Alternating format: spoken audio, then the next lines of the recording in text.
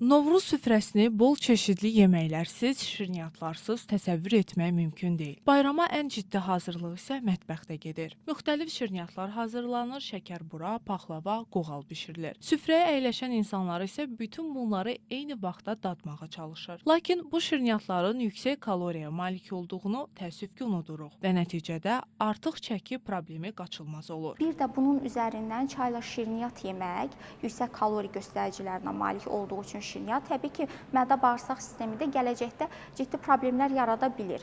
Amma həmin ərəfədə mədədə ağırlıq hissi, eyni zamanda bağırsaq funksiyasının pozulması nəticəsində qəbzliyə və ümumi diskomfortluq hissinin yaranmasına gətirib çıxara bilər. Əvvəlki gündən qalan yeməklərdən istifadə istehlakçılar üçün çox vaxt əlverişli ola bilər. Ancaq unutmayaq ki, bəzi yeməklər yenidən qızdırıldıqda insan sağlamlığı üçün təhlükə yaradır. Düyünün tərkibində xüsusi bakteriyalar var, Bacillus cereus adlanan bakteriyalar var ki, bunlar qida zəhərlənmələrinə səbəb ola bilir. Amma hansı hallarda?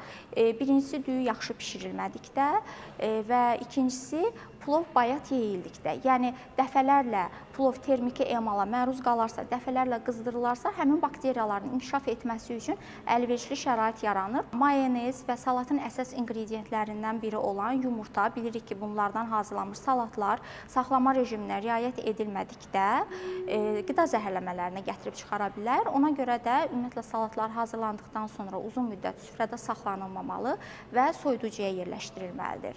İsti yeməklərə gəlincə isə ət, toyuq, balıq yeməkləri qızartma və yağlı deyil, sobada hazırlanmış xörəklərə üstünlük verilməsi məsləhətdir. Bu cür yeməklər həm daha ləzzətli olur, həm də qidalı maddələri tərkibində qoruyub saxlamış olur. Bayram günlərində ilk növbədə qidalanmanın optimal rejiminə və balanslaşdırılmasına əməl etmək lazımdır. Gün ərzində az-az kiçik porsiyalarla qida istehlakı tövsiyə olunur. Bayramda zülal, yağ, karbohidrat və lif tərkibli qidaların balanslı şəkildə qəbuluna diqqət etmək lazımdır.